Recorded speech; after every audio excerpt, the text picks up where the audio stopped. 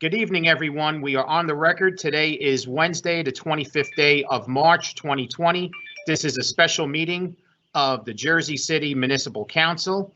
In effort to adhere to social distancing protocols and best practices imposed by the city and state authorities, the city of Jersey City has canceled all public meetings and closed non-essential services as of March 16th, 2020 until further notice. As a result, this municipal council meeting will be held virtually as a video conference with public access as we are now. We had a scheduled 6 p.m. start. The clock on my computer is now showing 6:08 p.m. May I have a roll call for the commencement of this special virtual council meeting? Councilperson Ridley. Here. Councilperson Prince Airy. Here. Councilperson Baggiano. Here. Councilperson Yun will not be joining. Councilperson Solomon. Here. Councilperson Robinson. Here. Councilperson Lavara will not be joining us. Councilperson Rivera. Here. Council President Waterman. Here. We have 7 members in attendance at 6:08 p.m. Can we kindly rise for a moment of silence, please?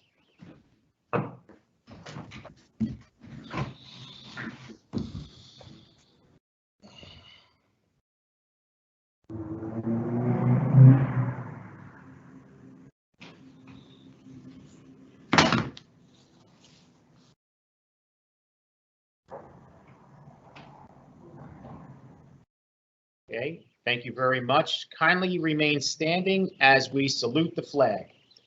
I pledge allegiance to the flag of the United States of America, to the republic which stands one one nation under God, indivisible, with liberty and and justice justice for for all. all.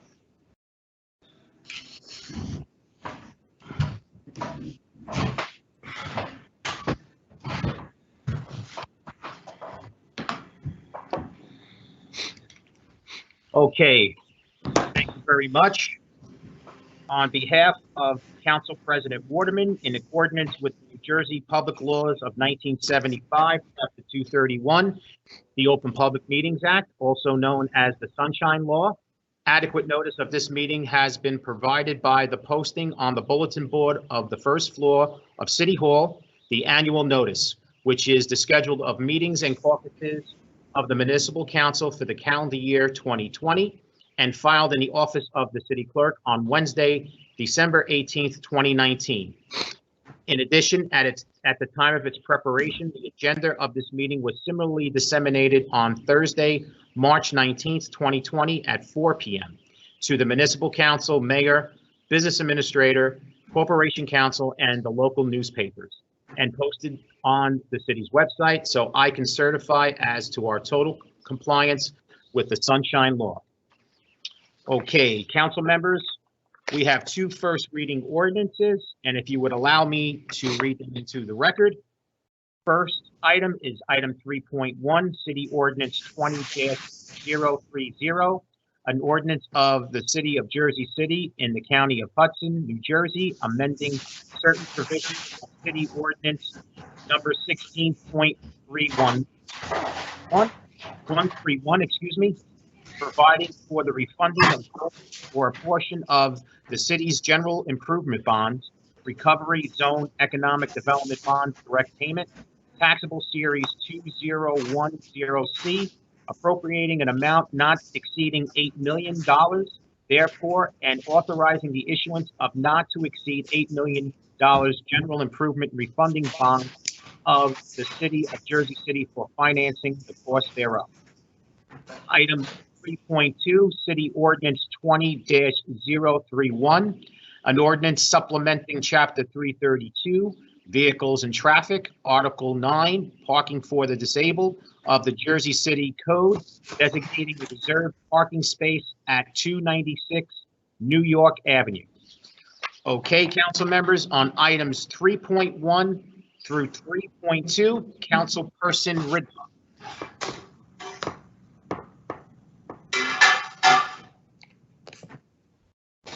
Yeah, Councilperson Ridley, you have to unmute yourself.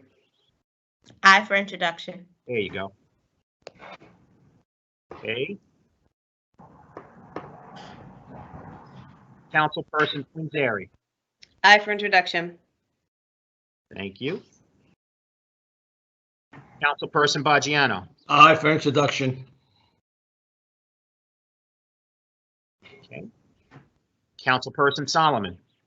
Aye for introduction. Thank you. Councilperson Robinson. Aye for introduction. Thank you. Councilperson Rivera. Aye for introduction. Thank you.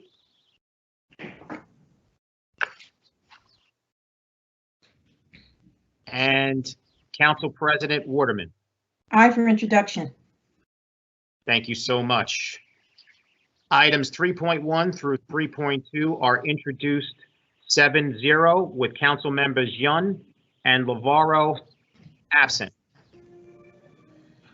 We have no second reading ordinances on this meeting, so we're going to go right to the public speaking portion of our meeting.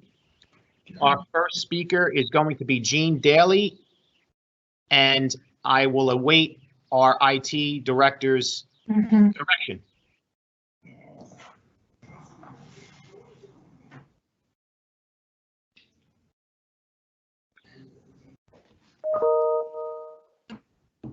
Yes. Hello, Janine. This is Janine Daly. I have live. Sean, could you please introduce her again?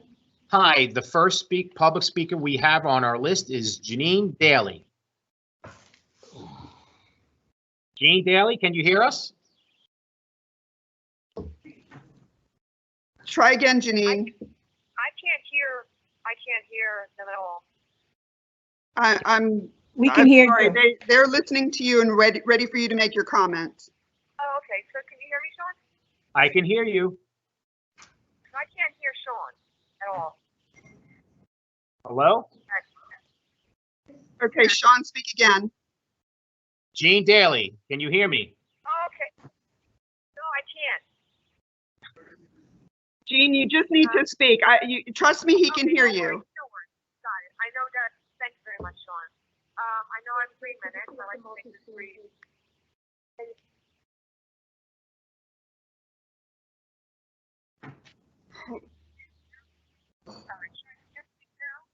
Yes, please speak now. Okay, will do. Okay, very good. The reason I'm actually calling into this virtual meeting, and Mr. Bongianni, you sound terrible, I feel awful, is because on Monday, this past Monday, on March 16th, I had an oral argument in front of Judge Jablonski, who supported my claim, actually defense, that the Exchange Space Alliance must comply with the Open Public Meetings Act. Thank you. Must comply with the Open Public Meeting Act. Yeah, that is the start. So must comply. Additionally, videotaping is permitted as per the Open Public Meetings Act. This is extremely important, and it actually lends to the fact that the Exchange Place Alliance must be disbanded. The reason I say that is because this oral argument I had before Judge Jablonski originated because Michael DeMarco sued me personally because Bow Street investors, activist investors, who owns stock with Matt Calley, asked for DeMarco's ouster to be removed. In that, they cited his behavior, aggressive behavior, during the Exchange Place Alliance meeting. Mike DeMarco himself states by the contact with their board about this violations of the Open Public Meetings Act was critical for the demand for him to be stepped down. Now, if all these executives are asking him to step down, we need to do the same. You have corporate executives asking this man to step aside. They are agreeing he violated different rules. Judge Jablonski himself said in oral arguments, which I had to defend myself, pro se. I was shocked at this thing on March 12th. The morning of March 12th, I read an article in Reuters asking for Mr. DeMarco's ouster. Didn't think much of it. 7:30 p.m. on March 12th, I got a lawsuit from Mr. DeMarco blaming me for this. This is an absolute outrage because now, yes, I won in the oral argument on Monday before Judge Jablonski, who did confirm that I'm entitled to be there and they have to obey the Open Public Meetings Act. I still have to deal with a lawsuit personally from Mike DeMarco, and I have to do it pro se. So my request is, is that because these executives, high-powered executives from multi-billion-dollar companies are asking for his ouster, he must do the same. Thank you, Sean. This is an absolute outrage and cannot be tolerated. And I really demand that this be an ordinance repealing it. Your time has expired. Thank you. Time is up. Thank Your you very time much. is up. Thank you. All right. Thank you, Janine. Thank you. Okay, our next speaker I is, have to get them on the line. Hold on just a moment, please. sure, well, I just wanted to announce her name for the record, and that is Megan Rozak. And then we have two more speakers after that, council members. Okay.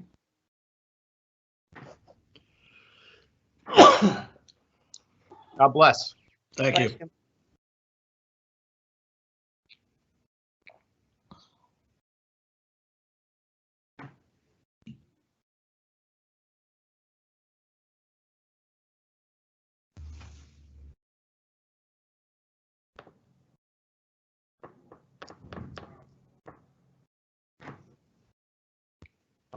As we're waiting, I just wanted to say we're all doing well. Mhm. Making Jersey City move forward. There was no answer from Megan. I'm going to move on to the next person, which is Okay. Which is Ed Winger, WIEGner. Mhm.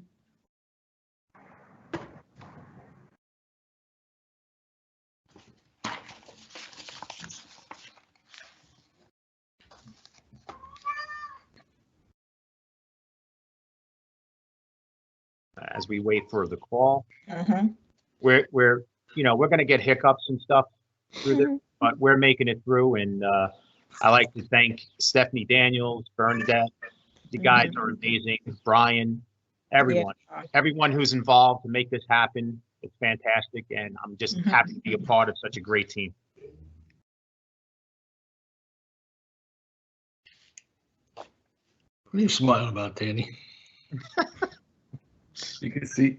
Remember, we're live. Wagner on the line. He's ready. On unemployment and Is he speaking? I'm sorry.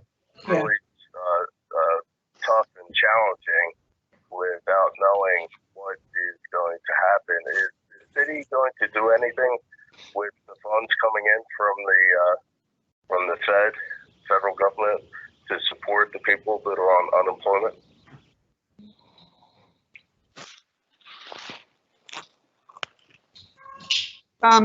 Sir, we generally just take public comment. The city doesn't always engage back. So if you have any other comments for the remainder of your 3 minutes. Yeah, the comment would be, is a 12-year resident of the city and going through tough times. There's a lot of services available in Jersey City, our wonderful, great city. But some of the city's services to the people going through tough times are just unavailable. It'd be nice to see some of the food banks that are now canceled and unavailable because of the elimination of groups. That some efforts were made to reach out and help those folks out in the city that aren't just getting the support that was available before this virus hit us. But I appreciate Jersey City. It's a great city. I love being here. Thank you. Thank you. Thank you very much.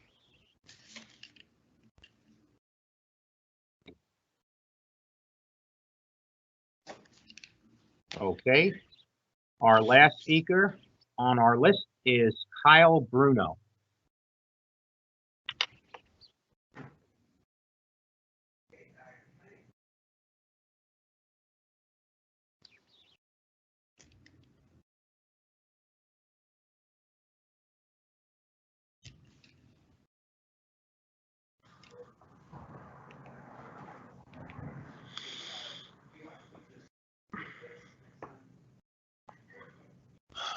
I know we're going through tough times, Jersey City, but we are going to get through this together. We will get through this together. Okay, I have Mr. Kyle Bruno live. All righty. Kyle? So I understand this is a public comment section and the city doesn't always engage in these things. But I do have a couple of questions, and I know some people have logged in specifically because they're looking for information from you guys. My number one question is the council with the mayor's office in any way thinking about any type of rent reprieve for people who live in New Jersey? Second off, are we thinking of any kind of quarantine or restriction of access into and out of New York City? And third, my question would be, when our local hospitals reach a capacity, do we have any type of coordinated plan, contingency plan, and how are we coordinating said plan with the state, with FEMA, or with, the Army Corps of Engineers? I know I got 3 minutes. That was probably a lot less than that. I have those questions. I'd relinquish my time to the council, and just hoping you guys could shed some light on that, because I know there's a lot of people out there. Thank you very much for your time, and I look forward to hearing from your answers. Thank you very much. Sean, we're going to have to protect people from being evicted if they can't afford to pay their rent, and we're going to have to do something. I got a couple of calls on that. I've been speaking to people today on that issue. So I hope we can come up with a solution on this. Okay. I think Bernadette can actually share the gentleman, Mr. Bruno's email address with all of you. So if you would like to answer his questions privately through the emails, you can do so. Can you get the same for Ed Winger as well? Sure. Yes, we'll do that for all the people that submitted questions. And I believe we did work with Megan earlier. She had some very specific health questions. And I believe that the health officer may have answered that, and that might be why we didn't get a hold of her. But we will definitely forward any messages that came in to this meeting will be forwarded to all council members. Thank you. And you know what? Let me suggest something to James. I seen your newsletter, and your newsletter have a whole lot of information in it. And I think when it comes to Kyle, it may help him out. That might be something that, you can connect him with, because I read your newsletter and it has a lot of his, a lot of answers to his questions in that newsletter. That may help him. Also, Governor Murphy's, when he addressed the state today, he was actually very specific with the link and a phone call and a phone number. Okay. Where people can log in or call if they lose their jobs, or if employers can't keep the staff that they have. There is I just actually I've been listening to all of his addresses to the state, and today he was very specific with that. So maybe if we can share with the callers. And he was also very specific with the questions that the last caller has as well. Because, we as a city, we're still under construction ourselves with what we're going to do in terms with the funds that come in from the state. There's allocations that the BA has to be engaged along with all of us and the mayor himself. Also, Danny, another question he brought up, we have the Armory, which is a great place if we need it, if we have an abundance of sick people. Correct. And we also have Caven Point Military Base. Yeah. Yeah, I think, Rich, with your resources, in terms of the command, maybe we can reach out. I'm sure the mayor, is going down that path, but I think, with your resources itself, with with your family, and their high ranking officer status. I think that you can also engage in that and making sure that we can,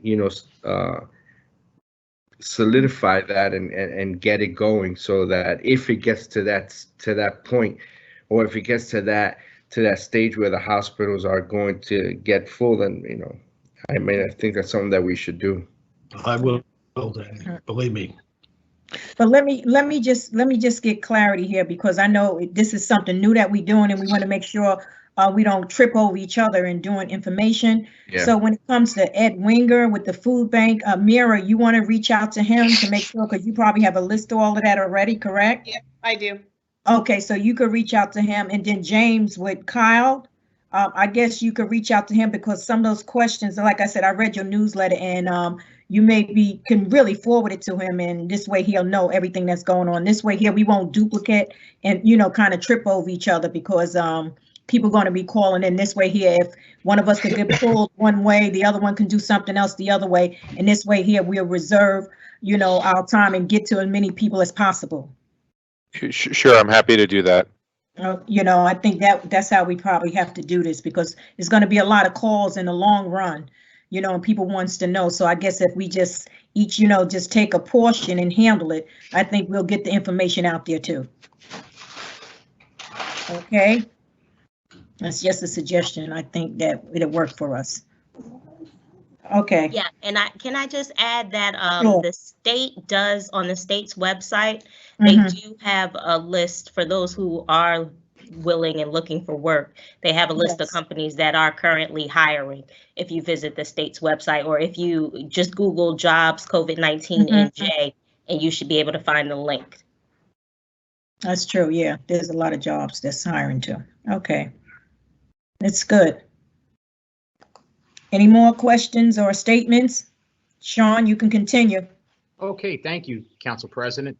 I just wanted to just put in there that pursuant to the New Jersey Supreme Court order, no evictions or foreclosures can Correct. proceed during this crisis. So we should include that in the emails for those people as well. Thank you, yes. Sean. I No didn't problem. aware of that. On that note, any questions or comments on petitions and communications items 6.1 through 6.19? Hearing none. We have no officer communications. We have our report of directors, items 8.1 through 8.5. Any questions or comments? Okay. Hearing none, and we're on to our claims and addendum number 1. The payment of claims and addendum number 1. Councilperson Ridley. Aye. Thank you. Councilperson Prince Airy. Aye. Thank you. Councilperson Baggiano. Aye.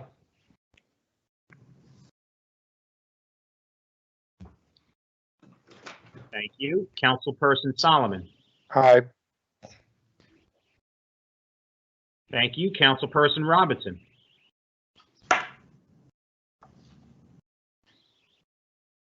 Aye. There you go. Thank you. Councilperson Rivera Aye. and Council President Waterman. Aye. Claims and addendum number 1 are approved 7-0 with council members Yun and Lavaro absent. Council members, before I move on, I just wanted to state for the record, the reason why I'm pausing a little bit in between the votes is we want to make sure we're getting the council members on the screen. There's a little bit of a delay. So that's why I'm going a little slow. So unlike when we're at the council meeting, where I'm going pretty quick. Okay, so on to our resolutions. I read them into the record during the caucus, so I'm going to take a vote on all 9 resolutions, which are James have a question. Yeah, I have a couple questions. I don't know, obviously, first time we're doing it this way. Does it make sense, at least for now, like in this case, we probably only have 1 block of votes, but to maybe do questions before we get through the full block of votes? Sure, that's not a problem. Council President? Yes, go ahead and ask wanna questions do before we questions? do the block of votes. Okay, I'm great. sorry, I didn't mean to talk over anyone. You can repeat that, Council President. Yes, you can ask questions before we do the block of votes. Okay, so I had a question about the one about JSIP, so 10.6. We talked a little about in caucus. The first is just a clarification question. So can the law department tell us what the indemnification language is or is not in the final draft that we're voting on? On the final draft, the city, at the recommendation of the law department, would not be indemnifying JSEP for any claims that would arise out of any claims of any kind that would arise against that organization.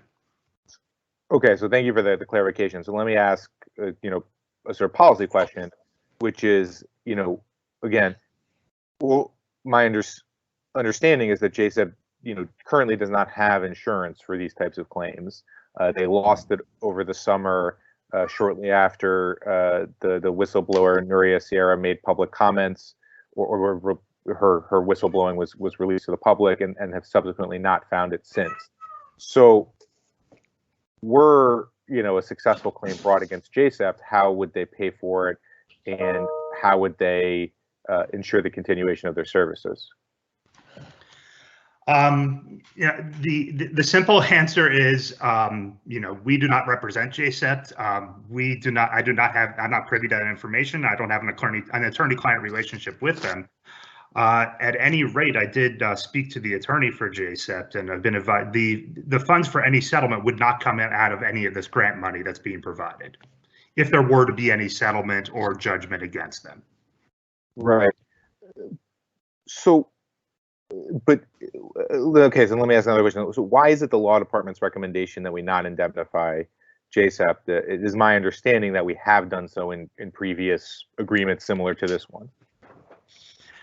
I can't. I'm not familiar with prior agreements, but just simply put, in the present case, it's my responsibility, and my representation here goes to the city and its constituent departments. And if I felt that if it were in the city's interest, or if it were necessary to indemnify another party, that we proceed with that, but we proceed with it thoughtfully. In the present case, and in review with the administration and the business administrator, it's our recommendation that we not proceed under an agreement to indemnify them for claims. Okay, so my view on it is, I think there's two issues at stake that I think we should just be clear about, right? So the only lawsuit I'm aware of, but there may be more, is the one by Miss Sierra, and who knows where that goes, and that's not our job to figure out. But I do think, as a policy matter, or as a sort of statement of principle, it's like, I think she should be made whole, right? She clearly saw unacceptable behavior. She spoke out about it, I think initially quietly, not to the public, and then was fired, which was wrong. And I think we all have to take collectively as a city responsibility for that happening.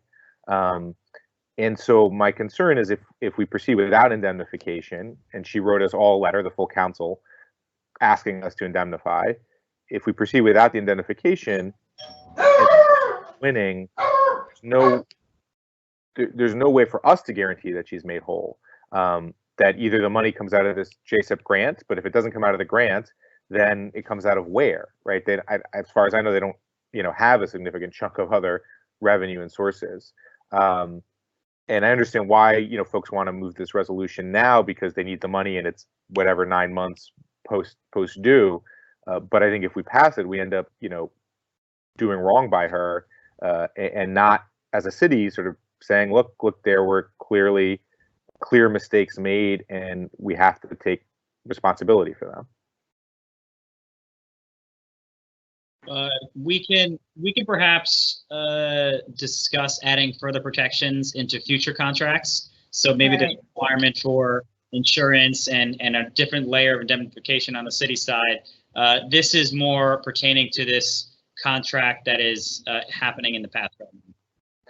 Right, but my understanding is you can't, unless you can, but you can't post hoc add indemnification. Like, so we can't say pass this and then say, well, now we're going to indemnify for the previous, whatever calendar year. moving back. Correct. And it's a lot, yeah, correct. And it's a law department's recommendation that we do not indemnify backwards right now, but moving forward, we can definitely have those conversations. And look, I'm happy to have them moving forward, but if we move forward without the indemnification, then, we may be leaving her, kind of, it would be the second time the city doesn't do right by her, and I don't feel comfortable with that. Yeah, understood. There's also a separate legal process that's happening with her and her lawsuit. Peter, I'm not sure how much we are able to share at this point, but there is resolution coming for her that you've discussed here. Well, I mean, I think separate from any litigation in this matter, which is not a part of the next factor I'm going to discuss, is it's my understanding. I spoke to the JSEP counsel yesterday, in fact, and it's my understanding that Ms. Sierra is scheduled to be rehired by the organization with a start date early next month. That's obviously contingent on any kind of COVID-19 emergency. But it's my understanding that that is the current plan and that the offer has been made. Right. I mean, that's my understanding as well, which I think is good, and entirely up to her what she does, but good that JSEP made the offer. But certainly we don't know what the ultimate result of the lawsuit could be, and in terms of the amount of money, made up for both, lost wages and mistreatment. Again, I'm not a lawyer. I can't speak to what that could look like, but that is my concern. Right. Okay. All right. Understood. Okay. Go ahead, Sean. Oh, okay. No more comments or questions on any of the items before we take the vote? Hearing none. Okay, on items 10.1 through 10.9, Councilperson Ridley. Aye. Thank you. Councilperson Prince Airy. Aye for all. Thank you.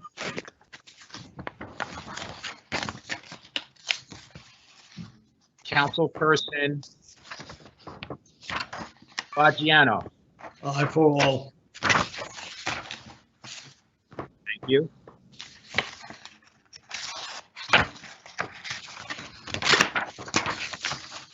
Councilperson Solomon. So I'm going to abstain on 10.2. We just received the audit, 48 hours ago. So I assume it's all done properly, but it was too little time to properly vote. 10.6, I'm going to vote no, and on all the rest, I'll vote aye. Thank you.